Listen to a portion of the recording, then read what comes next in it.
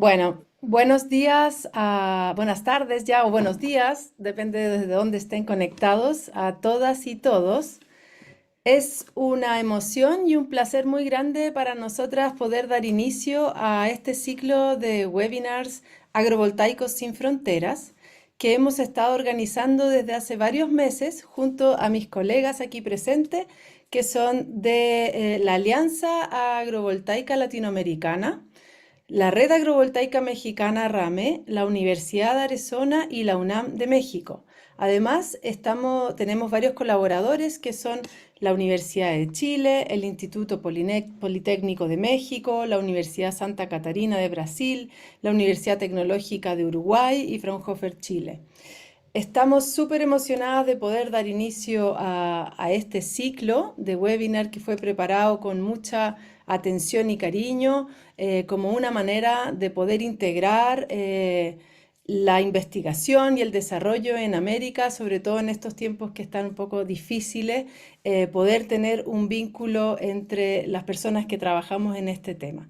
Se me olvidó presentarme, soy Marcia Montedónico, investigadora de la Universidad de Chile, que trabajo también en agrivoltaico, específicamente del Centro de Energía. Bienvenidos todos. Christine. Great, and thanks everyone. I'm Christine Lamanna. I'm a research scientist here at the University of Arizona in the geography department and have also been working in agrivoltaics.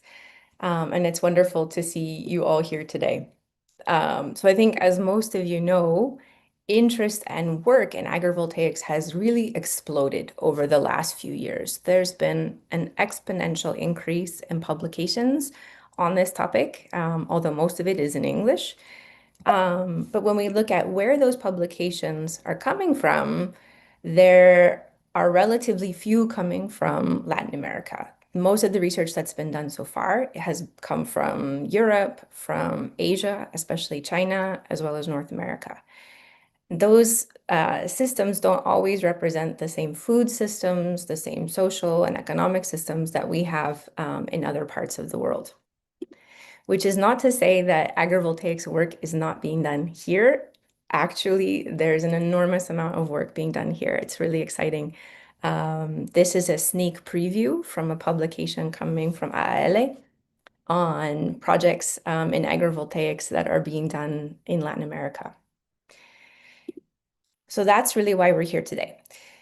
Agrovoltaicos Sin Fronteras was conceived as a way to share the latest advances in agrivoltaics research and development in this region and specific to this region. What we also want to do is strengthen this community. I can see we have 90 people with us today already. It's a wonderful community that's here and it's growing. So we want to strengthen and support that community as well as supporting the development and implementation of agrivoltaics in the region.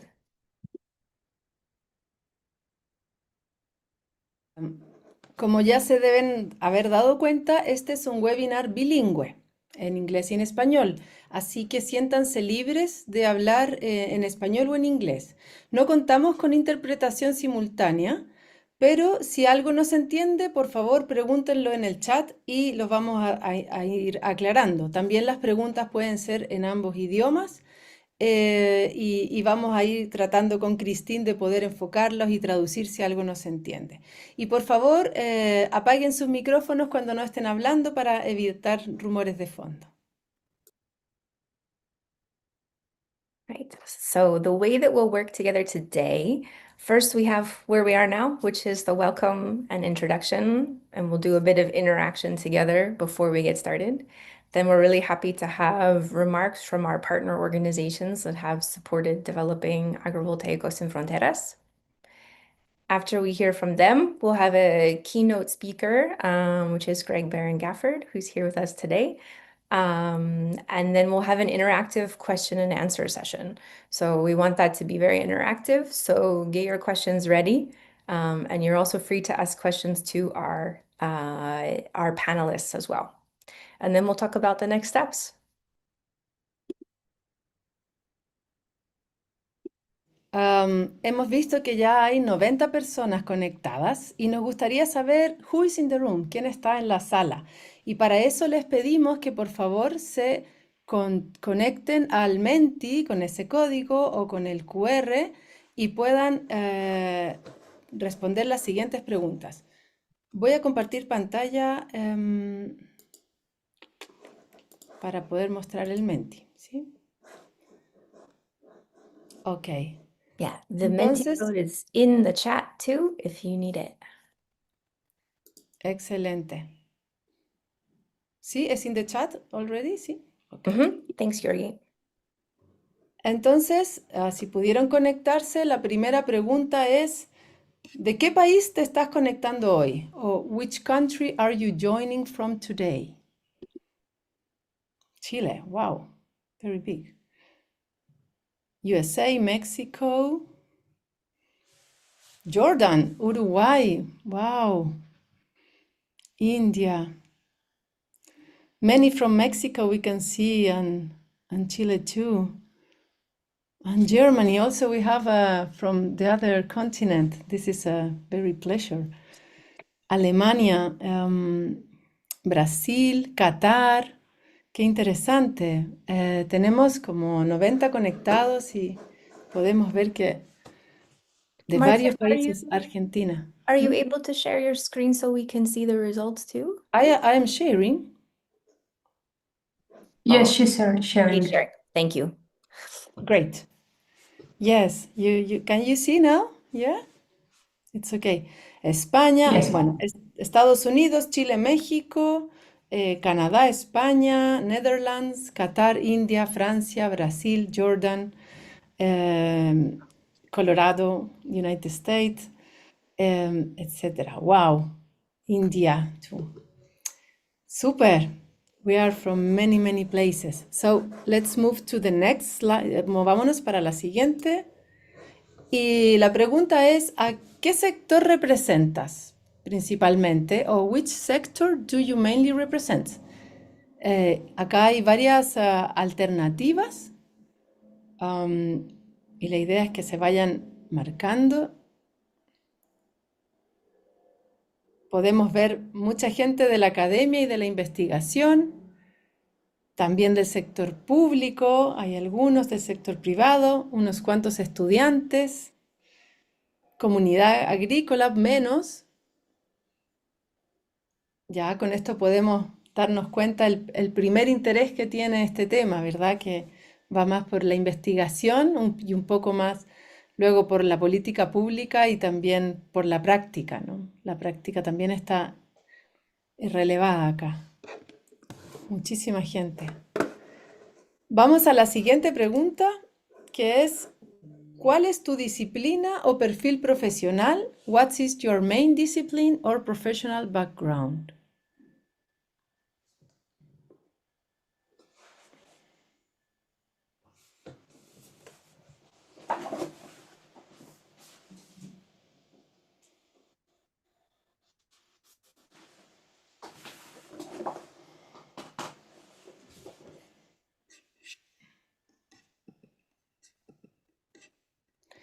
Wow, aquí tenemos, bueno, la ingeniería al parecer, engineering es lo más grande, lo más importante. Hay agronomía, environmental sciences.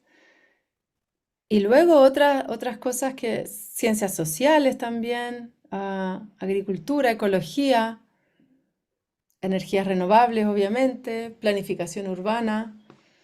Vemos que hay una variedad bastante grande de disciplinas que están interesadas en este tema que per se es inter y multidisciplinario. Soil Science también, muy interesante.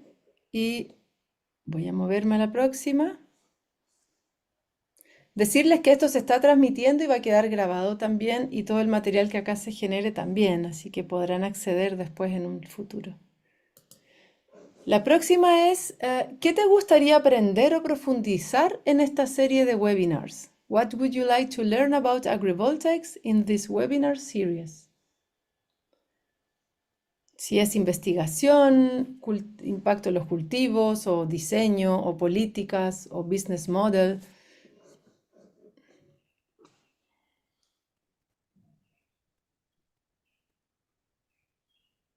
Ay, hay hartas cosas acá que aparecen.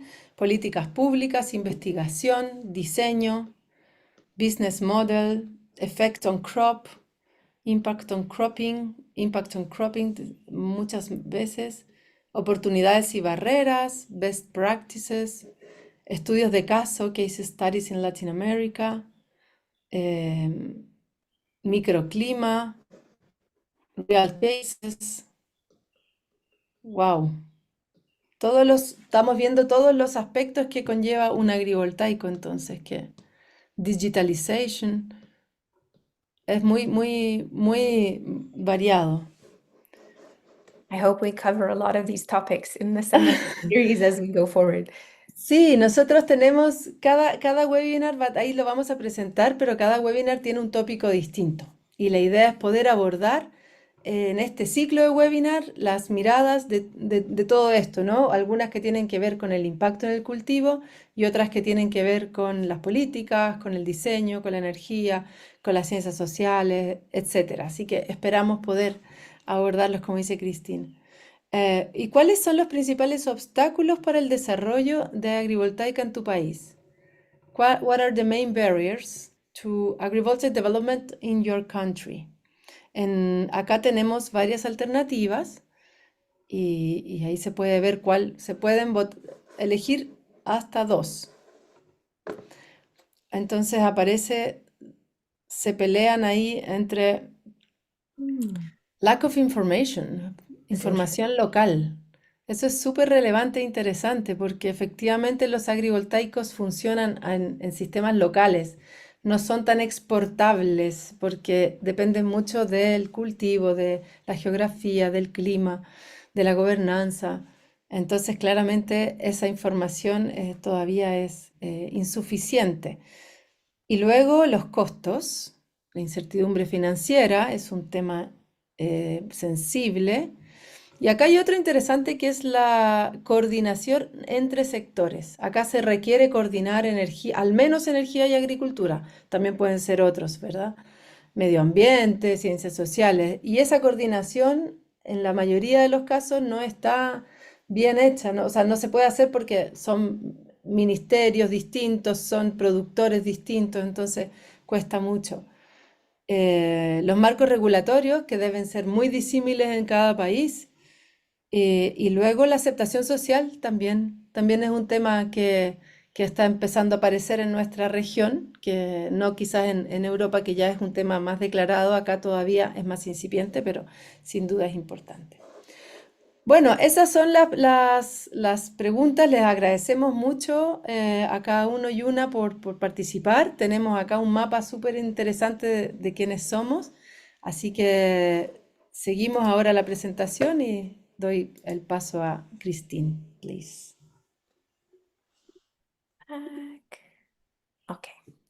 Great. Thanks everyone for participating. I'm really impressed at the diversity of people we have in the room and also the interest everyone has in the various topics around agrivoltaics.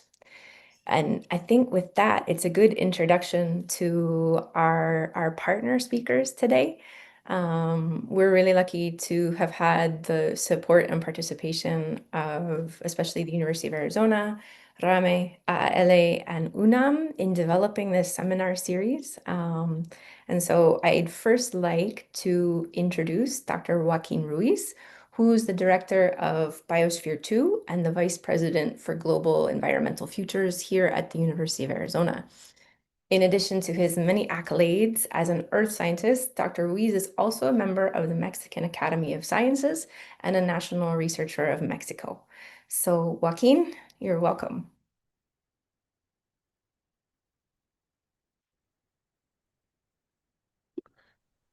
Gracias, Cristina. Buenos días, buenas tardes y buenas noches. Hay gente de todo el mundo aquí. Bueno, obviamente, uno de los problemas más importantes que se están viendo por tanto el cambio climatológico global como la cantidad de gente que existe en este planeta es cómo vamos a utilizar o la falta de agua, la falta de energía, la falta de nutrición en todas las poblaciones que estamos viendo. Y es obvio que las soluciones para cada uno de los problemas pueden ser independientes, pero en algunos casos la problemática se puede confluir en un tipo de tecnología, y ese es el caso que tenemos con agrovoltaicos, en el cual tanto la energía como la nutrición, como la falta de agua, se pueden consolidar en una misma solución y que puede ser local, pero que tiene su teoría que es global y es lo que a mí más me gusta de lo que está pasando acá. Podemos todos aprender de lo que estamos haciendo y no les tengo que decir que aparte de hacer esto en el campo, también es una solución que puede ser utilizada en las ciudades, a donde hay desiertos de nutrición y es un placer ver que 100 gentes se han unido en este webinar para aprender de cada uno y esperemos que este movimiento incipiente se vuelva un movimiento que a todas las alturas eh, se hable y en todos los lugares se tome como el liderazgo para la problemática que acabo yo de decir. Gracias a Cristina, que ha estado trabajando muy fuerte aquí. Marcia, que no la conozco, pero obviamente también ha sido la mancuerna en todo esto. También obviamente Greg, yo soy fan de Greg.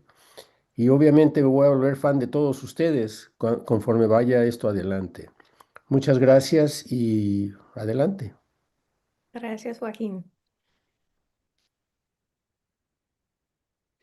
Bien, ahora damos paso entonces al doctor Wellington Mezzomo. Es profesor asociado de Ingeniería Agrícola y coordinador del curso de Ingeniería del Agua y Desarrollo Sostenible de la Universidad Tecnológica de Uruguay y además es miembro fundador de la Alianza Agrovoltaica Latinoamericana. Por favor, Wellington. Ah, Muy bien, buenas tardes a todos, buenos días, buenas noches. Es um gosto poder apresentar-lhes esta iniciativa que nós estamos trabalhando no marco da Aliança Agrovoltaica Latino-Americana. Esta proposta surge de uma convicção compartida que a agrovoltaica representa uma oportunidade estratégica para nossas regiões, e não só desde o ponto de vista energético, sino também produtivo, social, territorial. E quando falamos de agrovoltaica, falamos também de uma integração inteligente entre a produção agrícola e a generação de energia solar. Pero também estamos falando da parte do conhecimento, da adaptação a conceitos, contextos locais e de cooperação regional. E dentro da América Latina, como sabemos, temos uma enorme diversidade de clima, sistemas produtivos, realidades sociais. E justamente por isso entendemos que este desenvolvimento não pode dar-se de maneira aislada, sino que através de alianças que permitam aprender em conjunto, construir soluções contextualizadas e regionalizadas a cada situação. Aí se pode passar para os nossos objetivos como aliança. Então, são muito claros, buscamos generar evidências sólidas através de projetos piloto, utilizando métricas comuns que nos permitam comparar resultados, aprender das experiências, respaldar decisões técnicas e políticas com dados confiáveis. E, ao mesmo tempo, queremos impulsar marcos normativos que reconozcam e promovam o desenvolvimento da agrovoltaica. E entendo que, sem políticas públicas adequadas, é muito difícil escalar essas soluções. E outro objetivo central é articular redes de conhecimento entre países e disciplinas, integrando saberes técnicos, acadêmicos, produtivos, sociais. E, finalmente, apuntamos a fortalecer as capacidades locais para que a tecnologia pueda adaptar-se às condições regionais e integrar-se de forma real e sostenível nos territórios. E como a visão que temos desde o grupo vai mais allá da tecnologia em si mesma. Lo que creemos que la agrovoltaica no solo debe aportar energía limpia, sino también democratizar el acceso a la energía, promover la participación activa de las comunidades, fortalecer la seguridad alimentaria, diversificar los ingresos de los productores, contribuir a una transición energética que sea verdaderamente justa, una transición que no deje nadie para atrás y que genere beneficios concretos para quienes habitan y trabajan en los territorios rurales. Aí, aqui teremos quienes somos e quem hasta agora somos, os países que integramos a aliança. Está conformada por instituições, equipos técnicos e acadêmicos de distintos países da região, aí como México, através da rede agrovoltaica mexicana, que a seguir estará apresentando Valeria. Además, integram aí a Colômbia, Brasil, Chile, Uruguay, a quien represento por la Universidad Tecnológica del Uruguay, Argentina, que son países que ya vienen trabajando en temas vinculados a la energía, agricultura y desarrollo sostenible. Y este es un proceso en construcción dinámico, abierto, y que se nutre del compromiso y la diversidad de sus integrantes.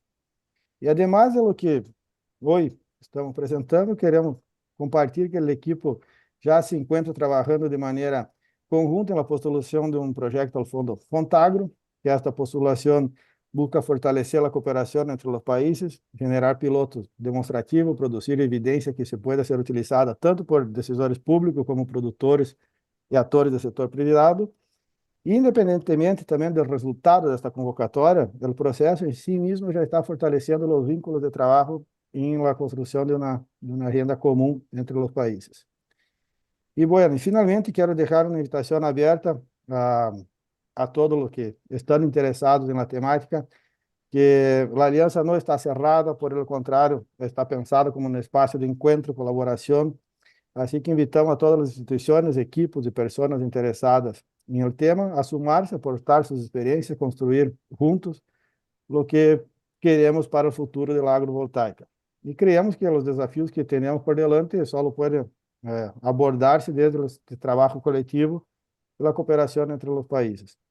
Assim que les dejo mi contacto abaixo, os que tenham interesse em sumar-se à aliança, podem escrever-me diretamente a mim e estarei repassando a informação ao grupo e coordenando as próximas reuniões para que tenha a integração à aliança. Assim que quedo à disposição e muitas graças por el espaço. All right, thanks so much, Wellington. It's awesome seeing how much the Alliance has grown and all the really great things that I think it will accomplish. Then it's my pleasure to next introduce Valeria Amezcua Santillan.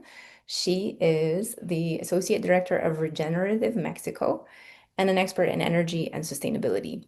Valeria is also the president of RAMe, which you just heard a little bit about, the Mexican Agrivoltaics Network, and has so far supported organizing 2 national symposia on agrivoltaics in the country. So Valeria, very much welcome, and the floor is yours. Hi, thank you so much, Christine. Thank you, everyone. Thank you, Joaquin, Wellington, Marcia, Greg, for the development of this amazing project. So RAMe, as Wellington said, is part of the Alianza Agrovoltaica Latinoamericana. And well, I'm going to explain in Spanish what RAMe is doing right now in Mexico. Bueno, nosotros somos una asociación civil que nos encontramos trabajando en territorio mexicano y buscamos desarrollar e impulsar la agrovoltaica con el fin de contribuir a la seguridad hídrica, alimentaria y energética de las comunidades o realmente pues de las regiones en general en nuestro país. Tenemos diferentes líneas de acción. Creemos que realmente este es un tema que le importa y le sirve a todos los sectores y que de todos necesitamos contribución y manos y apoyo y conocimiento para que esto pueda salir adelante. Entonces, para que conozcan a grandes rasgos lo que trabajamos, tenemos Bueno, estamos justamente arrancando un proyecto con gobiernos subnacionales para poder impulsar el desarrollo desde el sector público en gobiernos ya sea estatales o incluso municipales. Para lo que se necesita, pues, impulsar el desarrollo de proyectos piloto, ¿no? Es algo en lo que nos estamos enfocando en este momento por la importancia de tener, como ya se veía en las estadísticas, en el quiz, información local, ¿no? También trabajamos con comunidades, con el apoyo de diversas asociaciones civiles para lograr, pues, superar este reto de la apertura del sector agro, que conozca la importancia y las oportunidades de tener generación de energía en sitio. Hay retos de financiamiento importantes y sobre todo porque estamos en una etapa en la que todavía estamos desarrollando trajes a la medida, ¿no? Entonces, pues bueno, es trabajar con estas comunidades y poder generar ejemplos prácticos que puedan servir a otras personas para que puedan ver cómo se puede desarrollar la agrovoltaica en México. También tenemos trabajo con la academia, justamente parte del trabajo con la Alianza Agrovoltaica Latinoamericana y con Agrovoltaicos Sin Fronteras, pues es sumar a esta difusión y promoción de la agrovoltaica y de que se entienda todo lo que conlleva y todos los beneficios que puede desarrollar. Creemos que es muy importante empezar a, bueno, más bien continuar avanzando en este proceso de sistematizar todos estos proyectos, todos estos programas. Continuar experimentando, continuar obteniendo mayor información de forma que podamos ir estandarizando en medida de lo posible criterios que nos puedan facilitar ir pasando de esta etapa de proyectos piloto e ir evolucionando a un mecanismo en el que se aproveche más la agrovoltaica en diferentes aspectos. Y uno de estos aspectos es justo también cómo podemos acelerar su impacto, ¿no?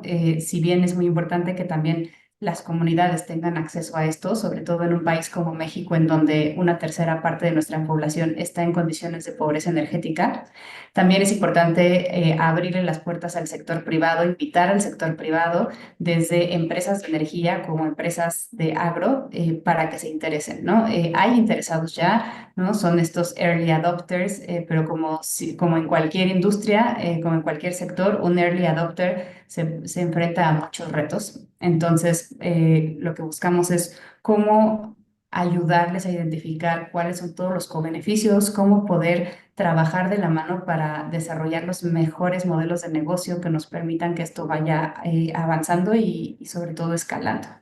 Entonces, pues bueno, mucha ambición de querer hacer muchos proyectos. Obviamente el tiempo y las manos disponibles siempre limita, así que pues una invitación a cualquiera que quiera sumarse, tanto a los proyectos de la RAMe como con los proyectos que estamos haciendo en colaboración con la Alianza. Como ya comentó Wellington, estamos totalmente abiertos a quienes se quieran sumar. Muchas gracias. Gracias, Valeria. Y ahora finalmente damos paso a la doctora Blanca Prado. Blanca Prado Pano es doctora en hidrología e investigadora del Instituto de Geología de la UNAM desde 2008 y actualmente es coordinadora del Programa Universitario de Estudios Interdisciplinarios del Suelo, PUEIS. Forma parte del Instituto Francés de Investigación para el Desarrollo y del Panel Técnico Intergubernamental sobre Suelos de la FAO. Blanca, por favor. Sí, muchas gracias, Marcia. Pues buenas tardes a todos y todos. Les saludo desde México.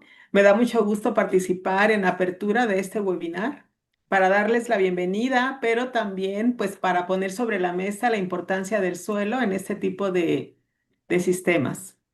Y bueno, como sabemos, la agricultura depende de los suelos. Estos proporcionan nutrientes, agua y el soporte para que crezcan las plantas. Pero además de producir alimentos, los suelos proveen múltiples servicios ecosistémicos.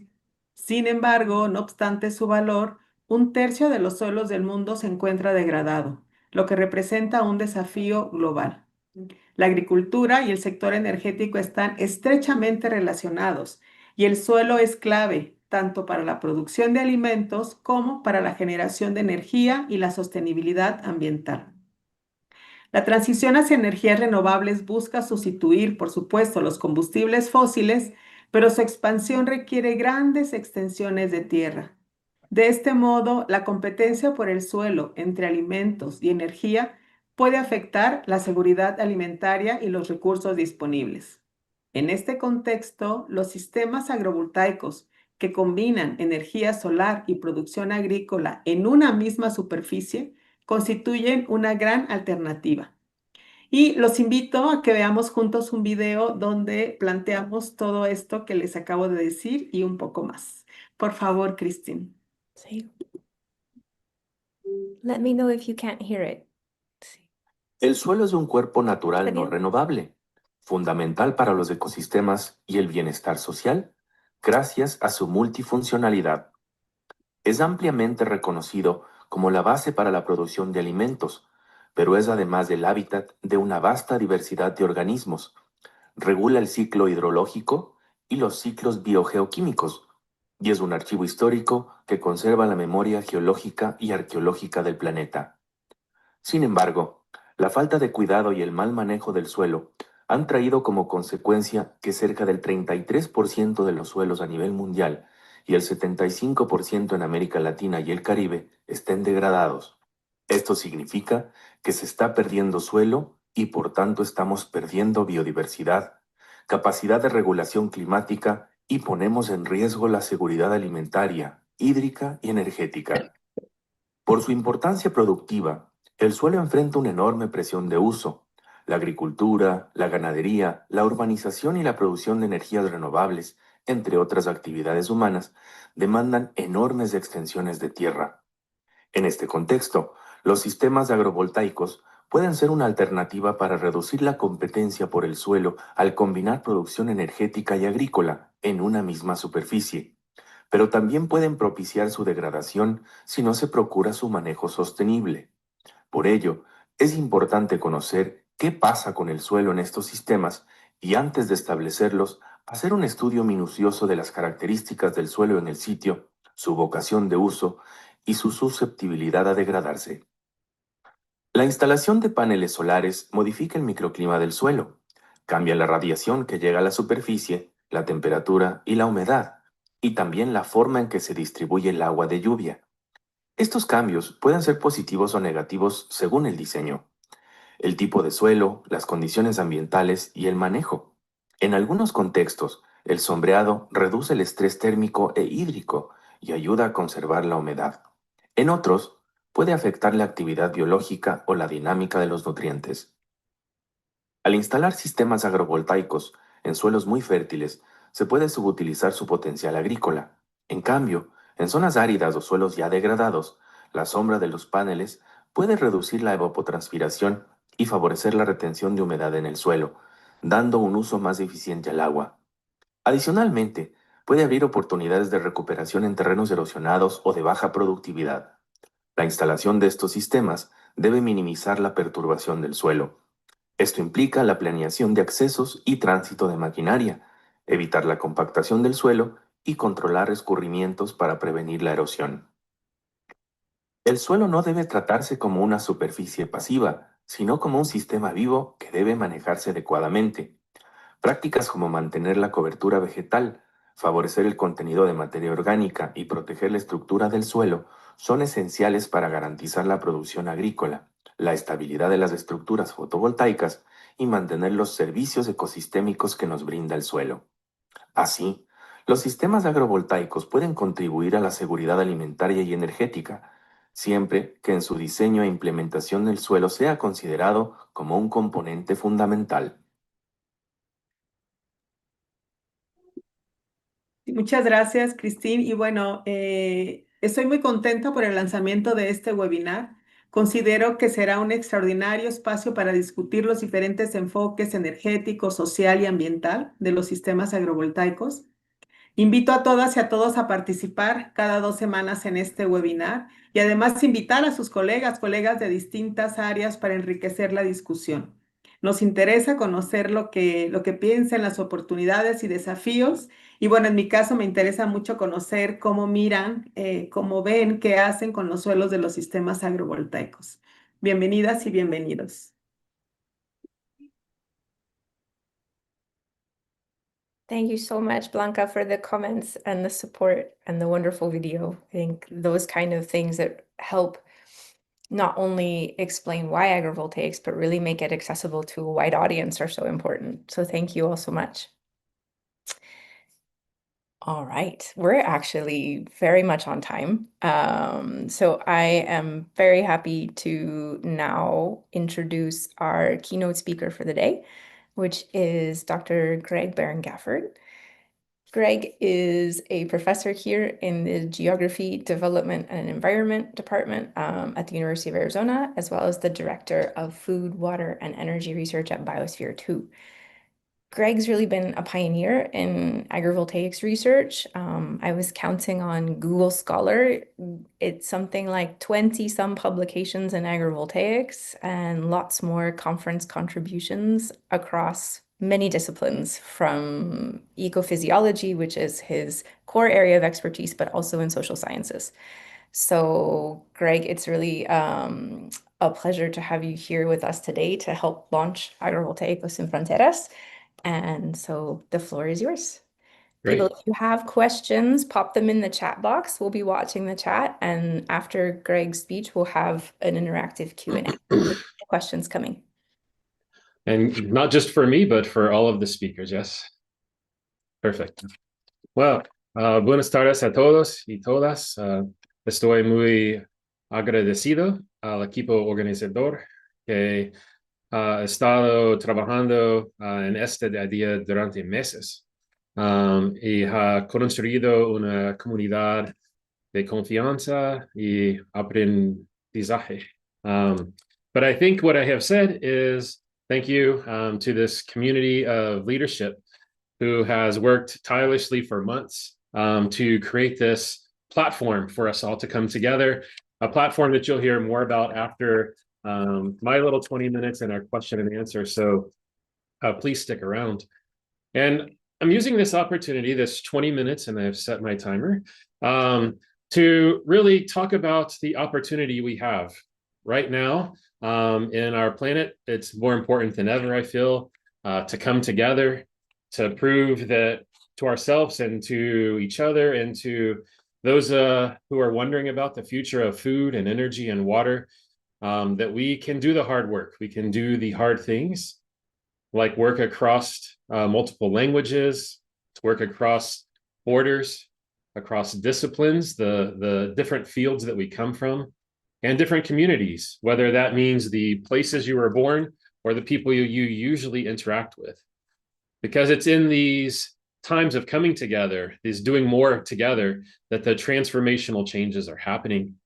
And so today we're going to walk through some of shared motivations about exploring agrivoltaics in light of these challenges, some findings that our group of broad researchers and broadly defined group have come together, and to highlight what is coming in this seminar series as we walk through some of these findings. And I'll start by saying, yes, I'm the name in blue here, but I represent the thoughts and the ideas and the field work and the hard work of a big team here at the University of Arizona and with the National Lab of the Rockies. And even our team sits within a broader global context of researchers across the globe, including many places in Mexico, but after today, hopefully many more places across the Americas. And when we think about agrivoltaics, really what brought me and many of us to this space is that we have many challenges across our food, across our energy, and our water sectors. These different areas that often are described by the United Nations Sustainable Development Goals as places we need to focus. And so many of us, as we saw from the Mentimeter, are working on engineering or working in nonprofit space or for-profit space to solve problems. Lots of problems around focusing on fighting hunger, especially in a changing climate. We have many challenges around this intersection of not only a food challenge, but a water challenge, or a water challenge creating a food challenge. And you can see this showing up in the news here in Arizona, where the lack of irrigation is starting to mean we are expecting farmers to continue to produce food for a growing population with fewer water resources. And so they are in a very big challenge. And this can be happening in the southwestern United States of North America, which you might think of as dry, in the northern parts of North America, in New Jersey, which we don't usually think about as semi-arid, across California, Mexico, throughout Latin America, even the Caribbean, places that are feeling more and more experiencing this more extreme precipitation, longer periods of drought with big storms, all of it meaning a challenge to food security. And so we have these food and water challenges on one hand, but we also have energy challenges. We know renewable energy is a really important part of our clean energy transition. And even if there are cycles of support and lack of support for renewable energy, we know that this is a global phenomenon. There's lots of demand for it. But the question is, where do we put it? So renewable energy is really important. It's important towards addressing our sustainable goal number 7. But we feel like there are opportunities to do more.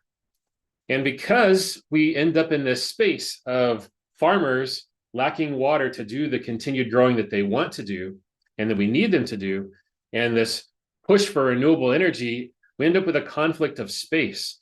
And what we're seeing is across the United States, and here I could find news stories talking about this transition of farmers having to think about their land use and policies around that. But thankfully, I did not see as many news stories coming up in Mexico and across Latin America. And I hope this is one of those opportunities where a broader communication across, our American continents can mean that you can learn from lessons that are being experienced by some of our predecessors in different spaces.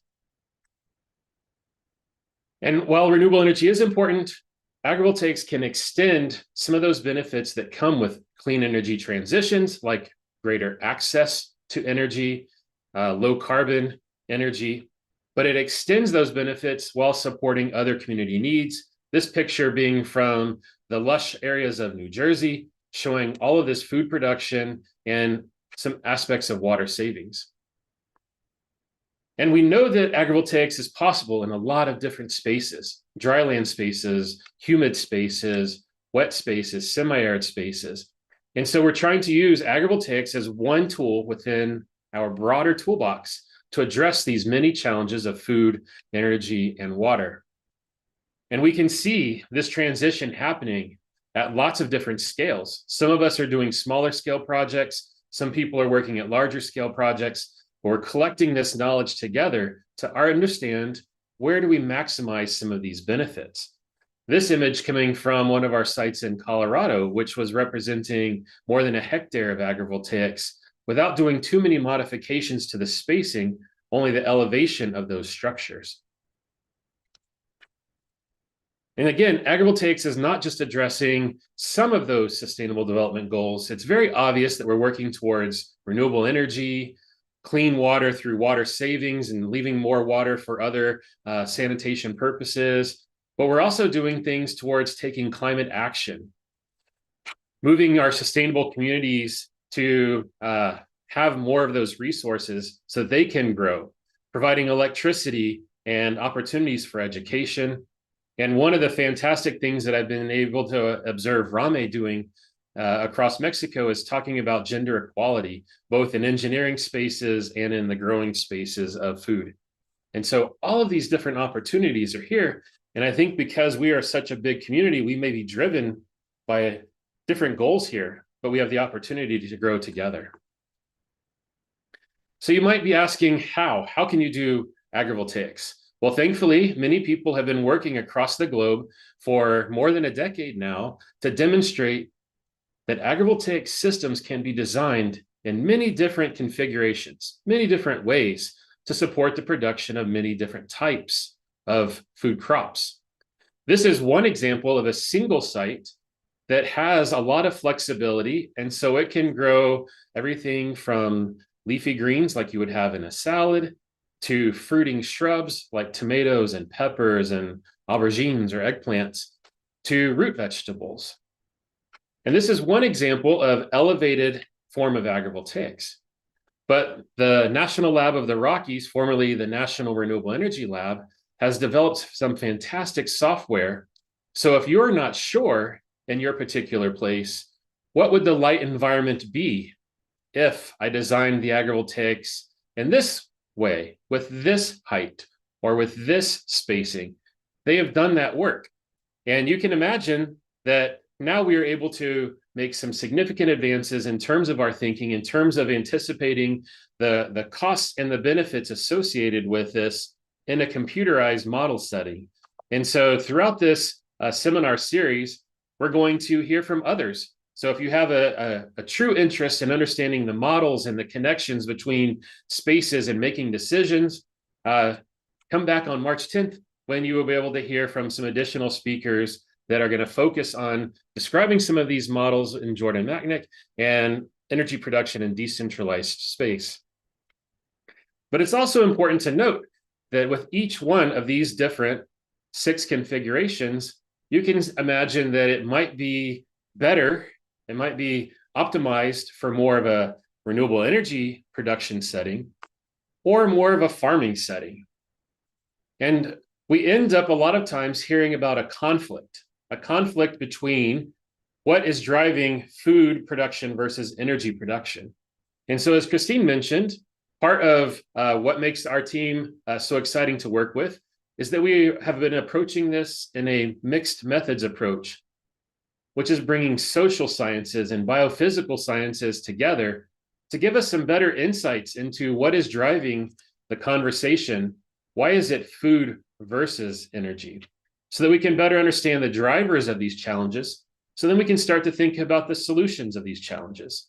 By listening to people, we can understand what are our constraints for all of those in engineering here today?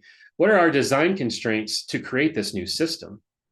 And so from some of this work published here by Tyler Swanson, we were hearing from the community. And so you can hear them saying, put all of your solar installations in this community, over-push some of this renewable energy development and see how that works. Because we have found out how it works. There's going to be a point in time where people start saying, hey, enough is enough. We like our farms. And that's kind of what has happened in several places in the United States. And I have seen less evidence of it across Mexico and other Latin American countries, but it could just be that I'm having trouble accessing that. And again, that is part of the motivation of this seminar series, to understand some of the universal drivers and some of the universal concerns that agrivoltaics can address.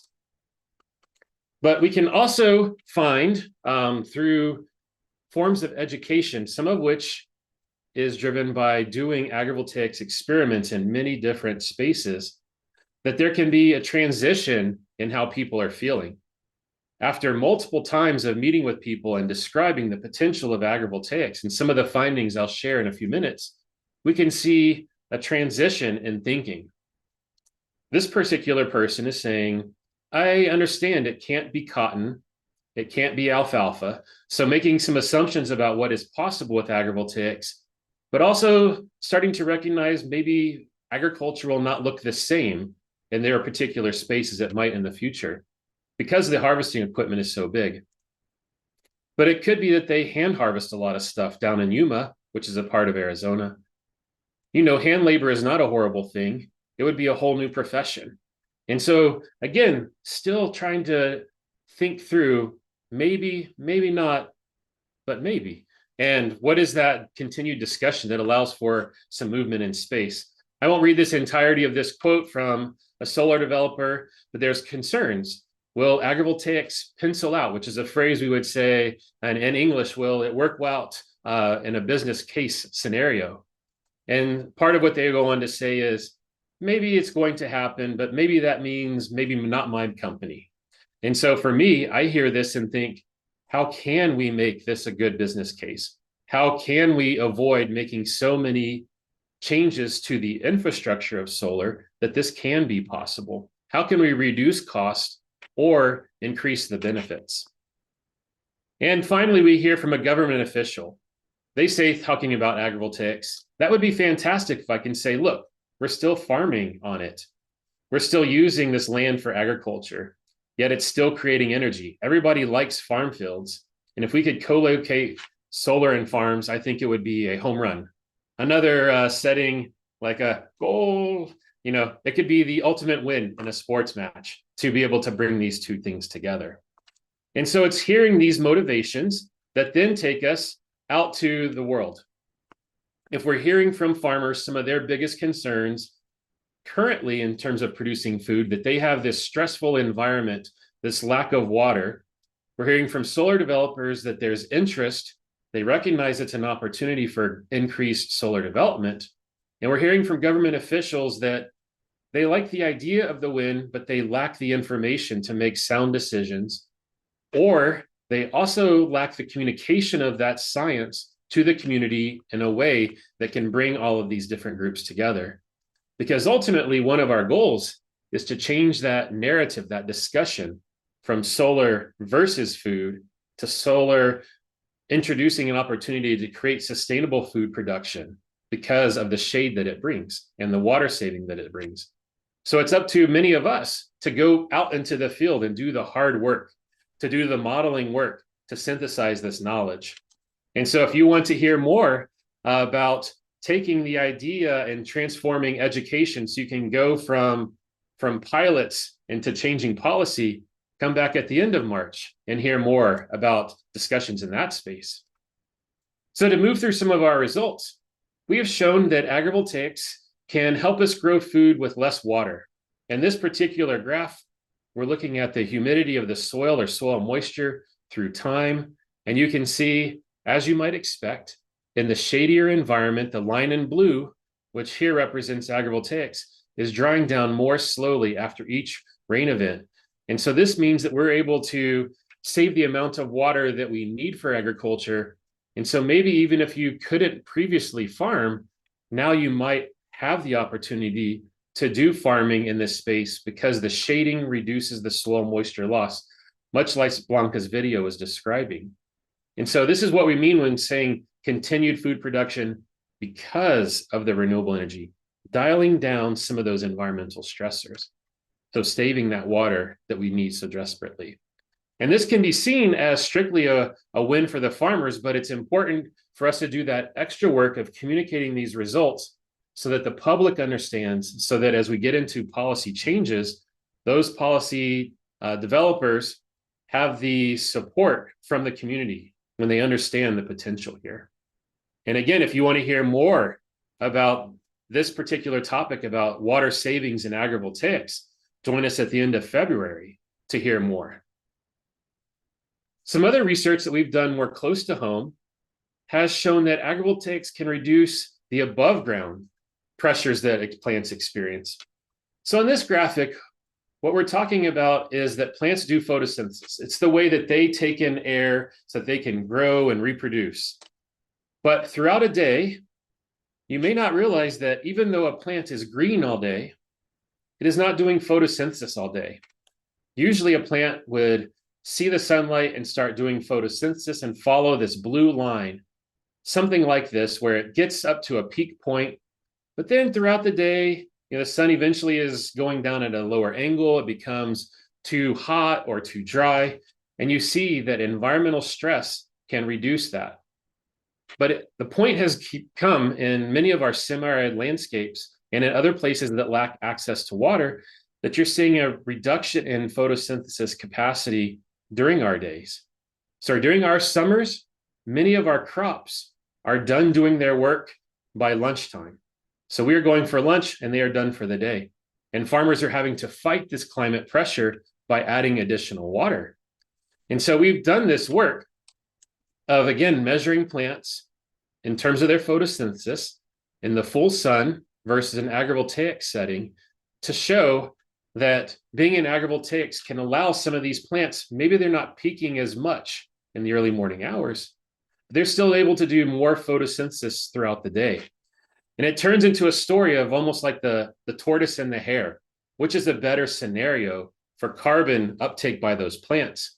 And if we add that carbon uptake throughout the day, we can see that maybe some plants don't really mind being in an agrivoltaic setting, but some plants like frijoles or beans and tomatoes really do more carbon uptake in this agrivoltaic setting.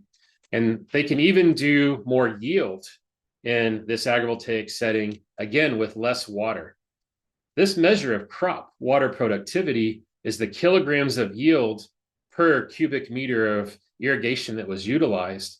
And you can see that we were able to show that some plants don't really have a significant benefit, but others might. But we needed to continue to do this work to show which crops are best in which spaces. And so we've been able to produce research that has shown that agrivoltaics can actually be part of our climate smart solutions for agriculture in our future. And again, we recognize it's not the only tool, but more and more we're showing that it is a really positive tool that can help solar developers speak with farming communities so that if designed properly, we can work on saving more water resources for other purposes, fighting hunger, and avoid creating food deserts, and support our farmers, our renewable development professionals, and our policymakers. And with a few more examples that say, we've shown that these benefits can scale. This is part of our team working down here in Arizona at a much larger site, which is tens of hectares. And if we were talking about, can agrivoltaics become a good business model? We wanted to say, let's go to the extreme and not ask the solar company to do the design anything differently in terms of the height of the solar or the spacing of the solar. And more science of this will be talked out throughout the semester.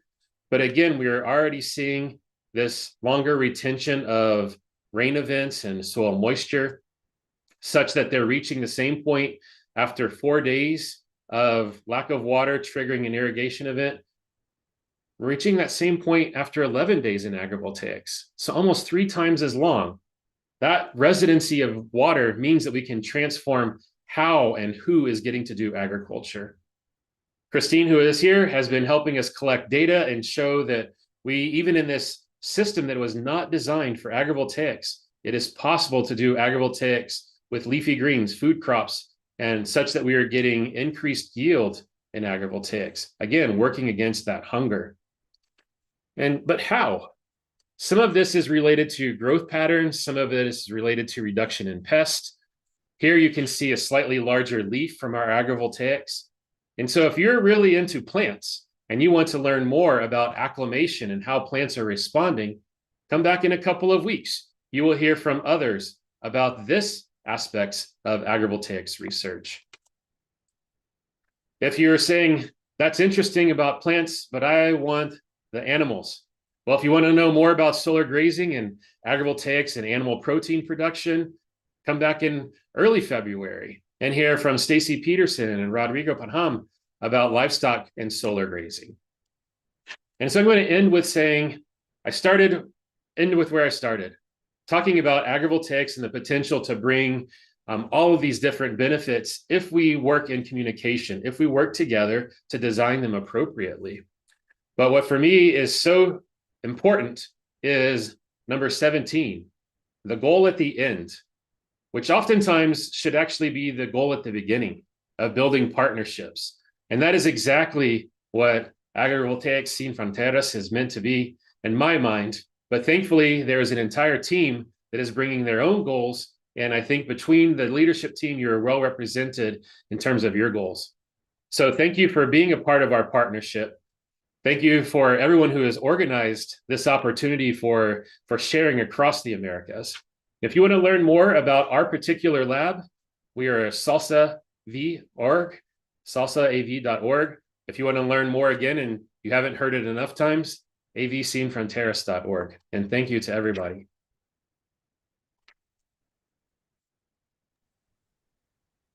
Awesome. Thank you so much for that presentation, Greg. It's really wonderful, and you touched on so many diverse aspects of agrivoltaics.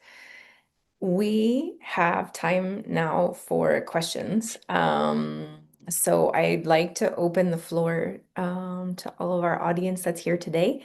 If you have questions for the speakers, for Greg, for Blanca, for Wellington, for Valeria, I think Joaquin has had to leave. Please, I think, raise your hand at this point.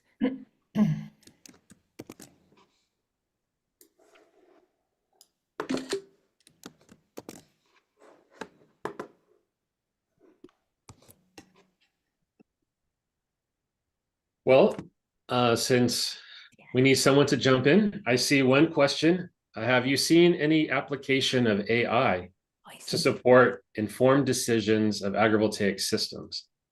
So rather than answer that, I will ask the rest of the speakers if they have also seen any development in terms of AI and the design of agrivoltaic systems.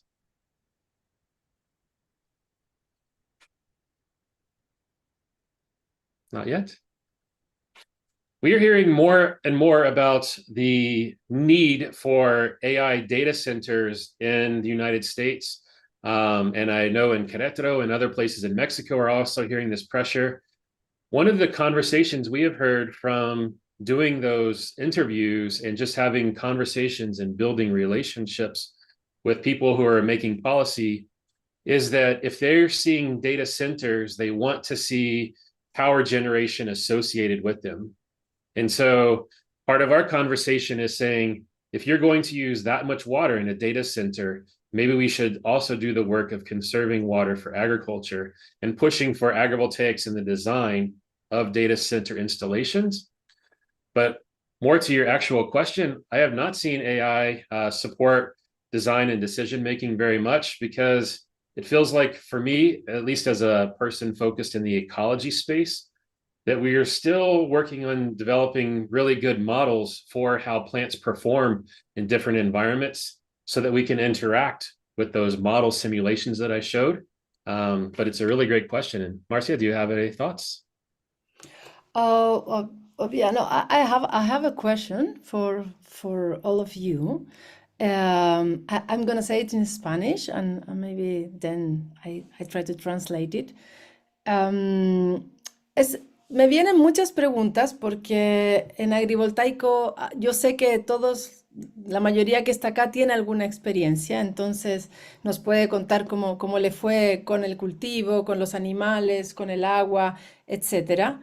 Pero quiero saber una pregunta que siempre da vuelta en nuestro grupo, que desde el sur, ¿verdad? Estamos en Chile, desde acá, y lo he visto en países vecinos.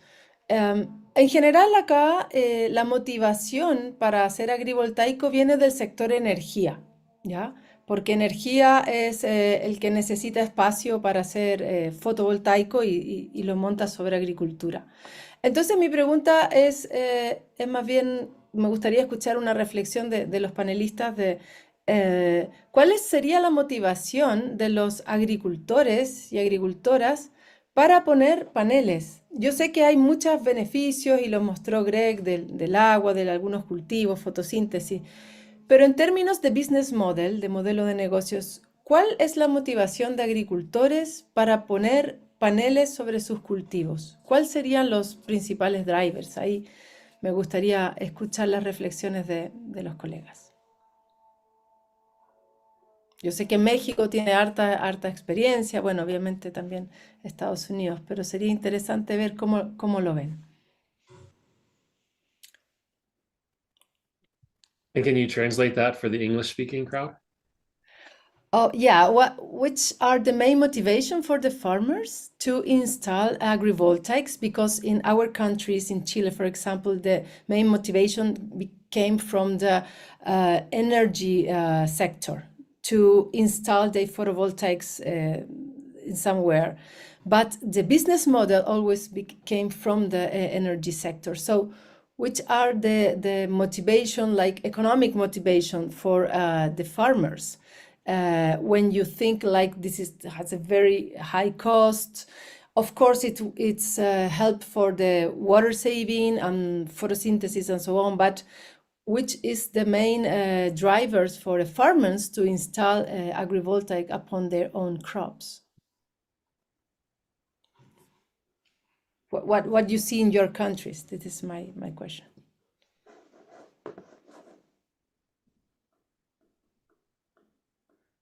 No idea, so muy difícil la pregunta.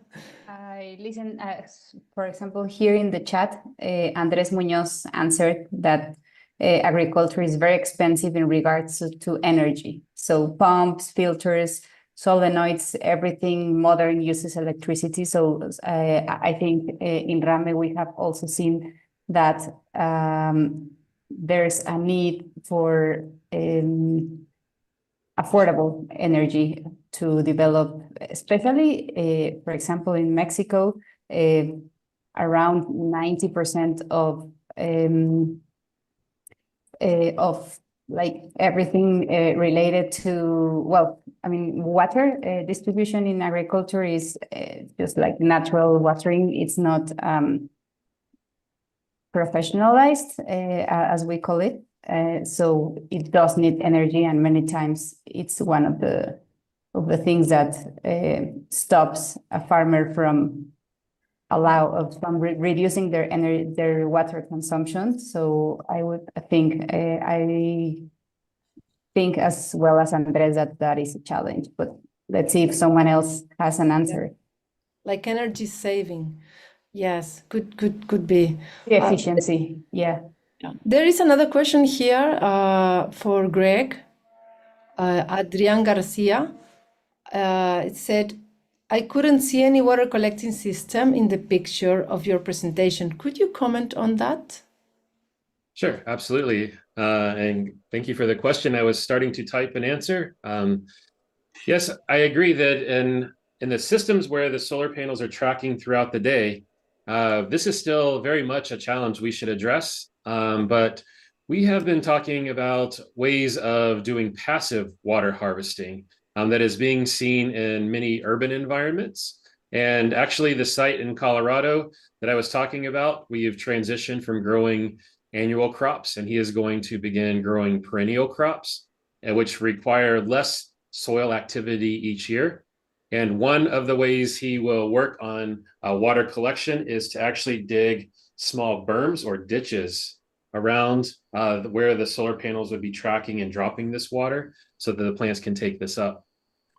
For all of the systems with more fixed panels, many of the installations we showed from our work were early on, and each iteration of partnership we work with, much like we hope will happen here, people are asking, I didn't notice you did this in your system. Next time you should. And so the site that it was built out with some of our partners in Mexico and Kenya and Tanzania did include that water harvesting so that you can more close the food, energy, and water envelope. So great observation, and I hope that we see new ways of adding water collection to all of our systems. Thanks, Greg. I see that Arnaud has his hand raised. So Arnaud, would you like to ask your question? Sí, buenas tardes a todos. ¿Me pueden escuchar? Ok, súper. Sí, yo me llamo Arnaud y trabajo en Francia. Y quería responder a la pregunta precedente de Marcia. En Francia, la motivación número uno y de muy lejos para los agricultores es la arrienda, creo que se dice, que reciben los agricultores de las empresas energéticas. O sea, en Francia, decimos que las empresas dan entre 1.000 a 3.000 euros por hectárea y por año para poder instalar instalaciones agrovoltaicas sobre la tierra de los agricultores.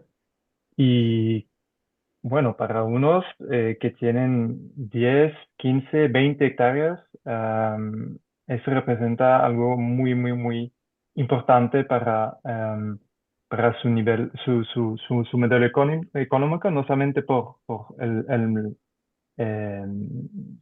amount, pero también para la estabilización de sus recursos, que va también en Francia con el cambio climático, pues con el tiempo los recursos agrícolas pues van también siendo más instables que antes, y por eso la plata, porque bueno, yo aprendí español en Colombia, así que a veces yo sé que mi vocabulario no es muy convencional, pero bueno, digamos que la plata de las agrovoltaicas puede dar unos recursos estables para los agricultores. Y Y es realmente la primera cuestión cuando se trata de agricultores en los campos franceses, y hay una competencia también fuerte entre las diferentes empresas que dan amounts diferentes de arriendos. Muchas gracias. A small translation for Arnaud. He said that the rent of the land is the main drivers in France, because the energy developers pay between 1,000 and 3,000 of euros per hectare per year. So this is very interesting for the farmers. So there is a clear need for space there. So it's like a competition between developers, so to rent these lands. Thank you, Arnaud. If I may read one question, Christine. Yeah. De Tomás Sánchez.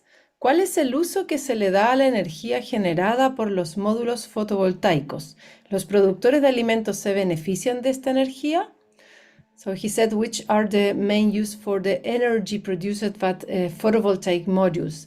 If the food producer take benefits from this energy to use in the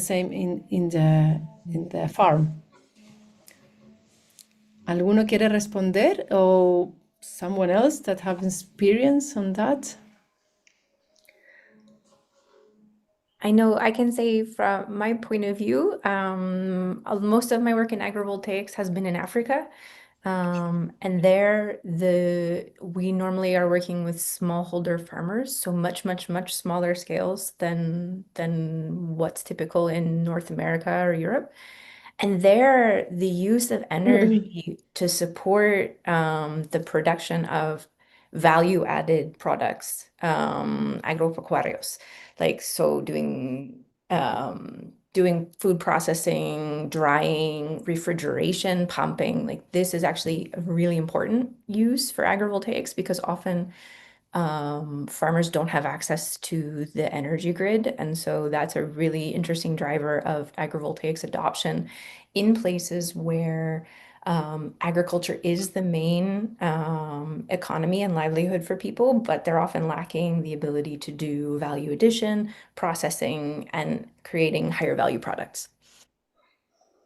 Super. There is another one question that said, what are the challenges in countries such as Venezuela? I don't know if hay alguien de Venezuela acá que puede complementar. Yo me imagino que los challenges son los mismos que estamos viviendo en los países del sur, que tiene que ver con, como salió en la encuesta, el conocimiento local. O sea, cuál es la configuración que funciona, el cultivo que funciona, el territorio que funciona. Creo que esa es una principal barrera, y luego viene claramente el costo que todavía es muy costoso. Los agrivoltaicos todavía son muy costosos. Esos son un par de desafíos que me parece que pueden ser también en Venezuela. Here is another one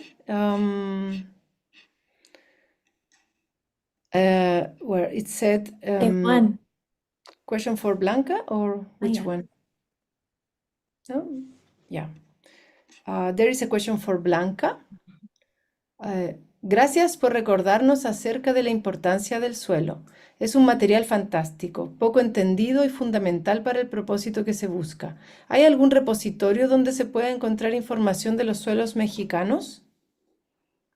¿Está Blanca todavía, sí? Lisette?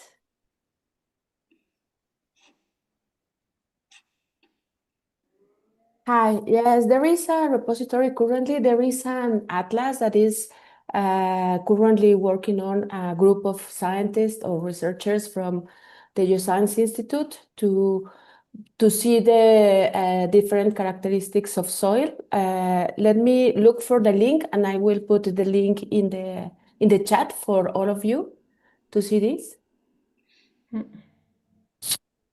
Awesome. Thanks, Lisette. We can do one more. There's one from Juan, Roberto Lozano, who is asking about agrivoltaics and scale, which is, I think, always a really interesting question. He asks, is agrivoltaics constrained by scale? Are all systems limited to small generation output, say less than 1 megawatt, or can they be taken to a larger scale? Can they be interconnected to the bulk grid, or do they always remain isolated? Valeria, can I ask you to respond maybe? I would like also Greg to respond, or you, Christine, because what we have worked or seen so far are small-scale production. But for example, what Stacy and the Solar Grazing Association do with large-scale, we're talking about 20, 50, 100 maybe megawatts of, for example, grazing. It's a good example of how we can scale agrivoltaics. Also, I think if we are thinking about crops, I suppose there's a challenge if you want to do such a big space or such a huge space as maybe 100 megawatts would need, but I would like Greg to answer there. But I think it depends a lot on what we can do. For example, in Mexico, and you know it even better than I, Roberto, we have grid constraints. So in Mexico, one of our big challenges for scaling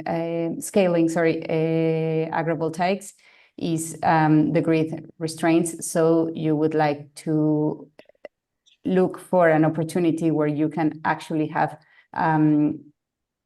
a consumption on site, like energy consumption on site, that would make it a lot more affordable and feasible, maybe, because we have this special constraint and this special problem. But I don't know, Greg, if you want to add something else, and also Adrian that just raised his hand.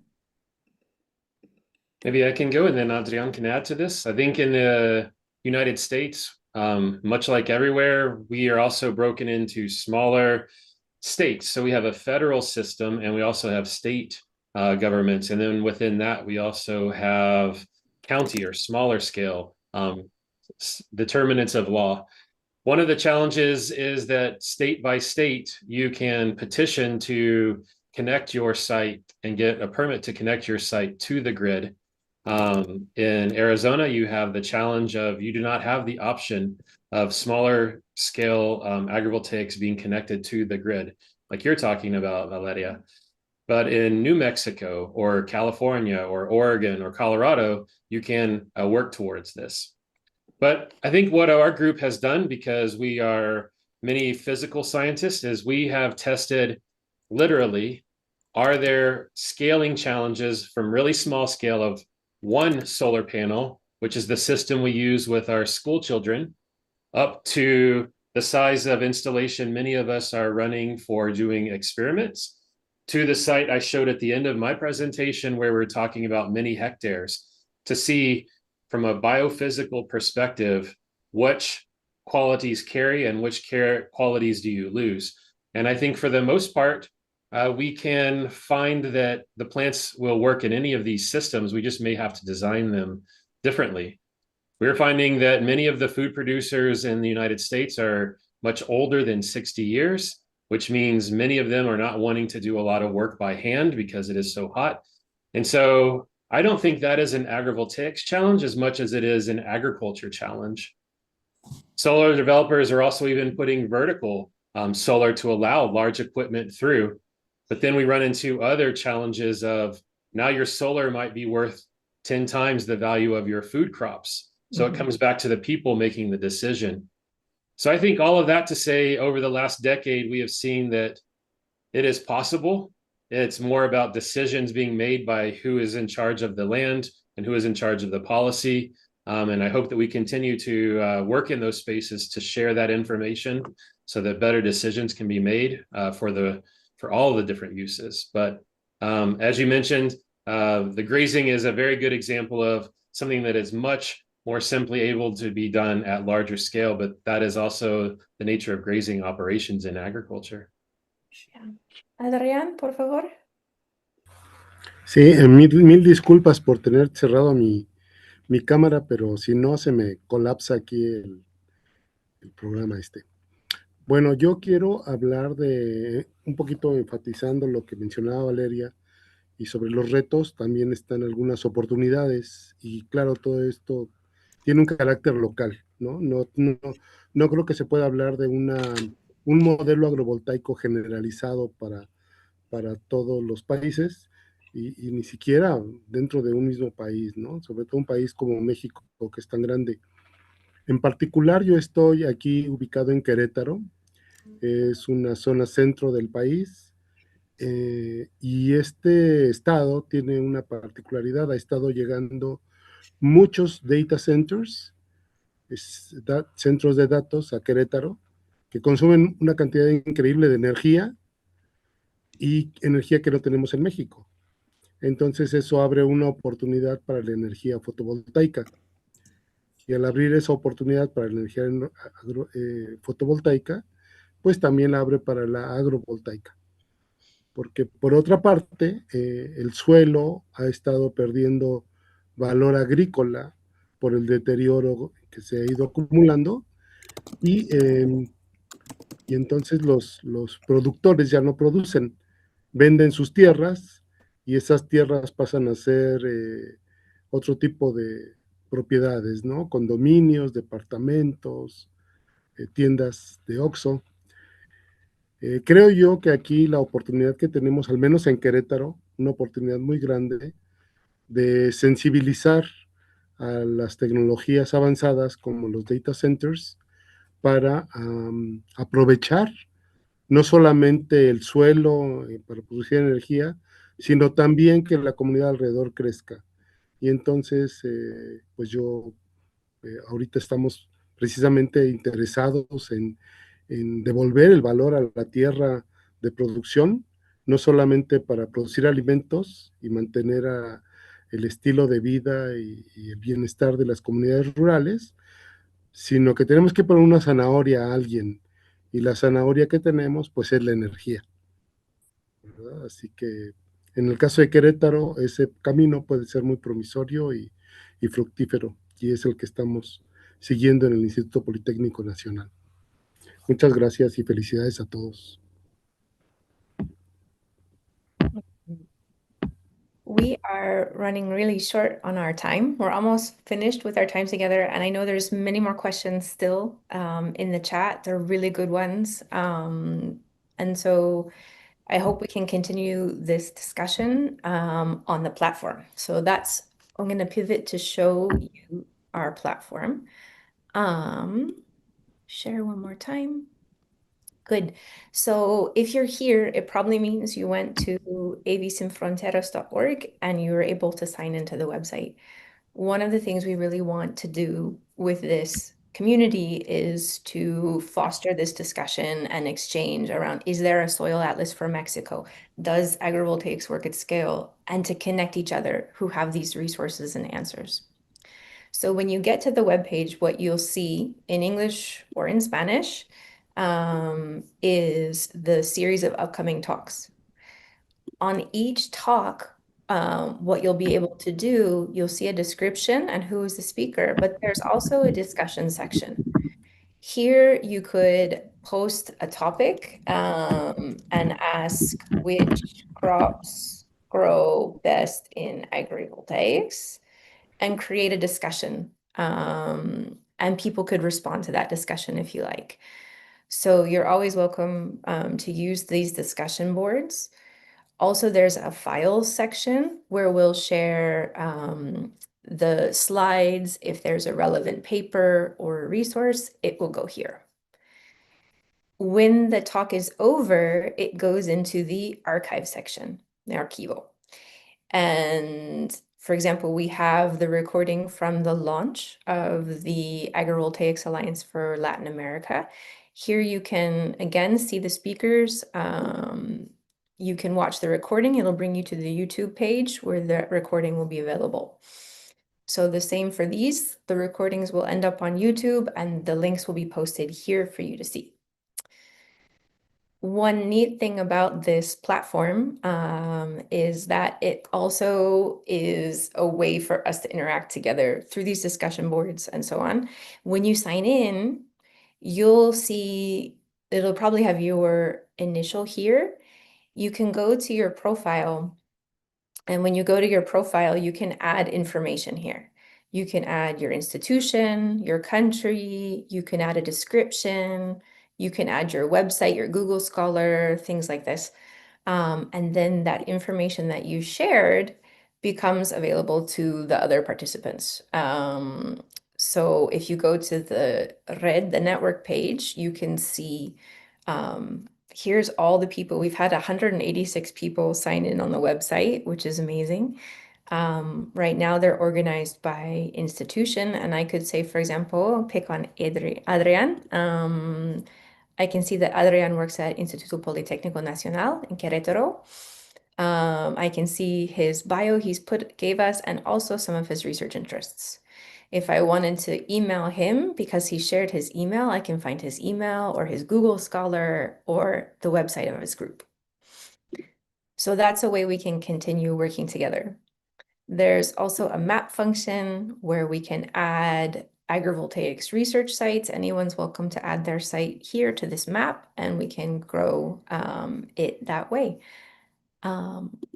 In the interest of time, I'm going to stop there. This website was designed by Georgi Cherkov. Georgi, turn on your camera and say hello. That's Georgi, who's developing the platform.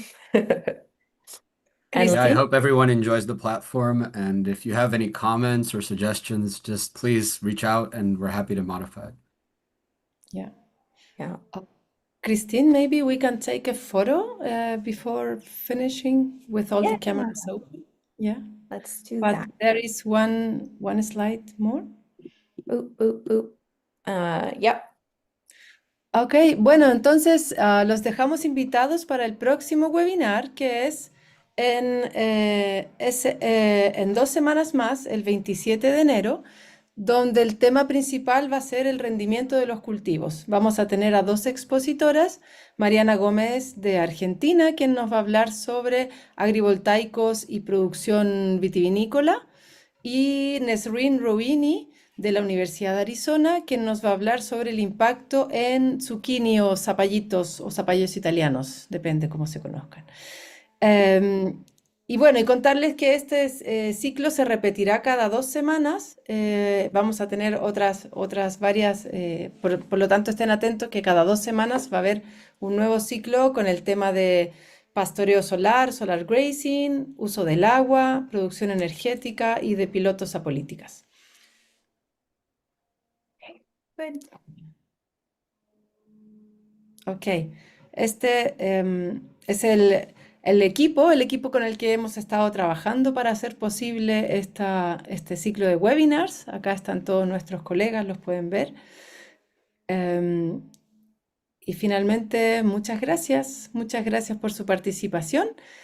Y nos gustaría sacar una foto antes que se vayan, si podemos encender las cámaras, if we would like to take a picture. So please, can you open your cameras? So just a second, because there is many people here. And just a second, this is one.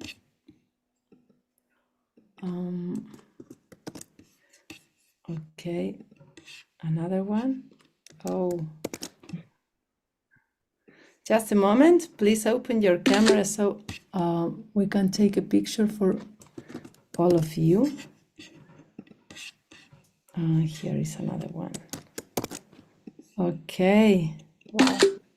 Yeah, it's almost 100 people. Okay, and the last one. Yes, finish. Muchas gracias y thank you very much. Yeah, Christine. Gracias a todos.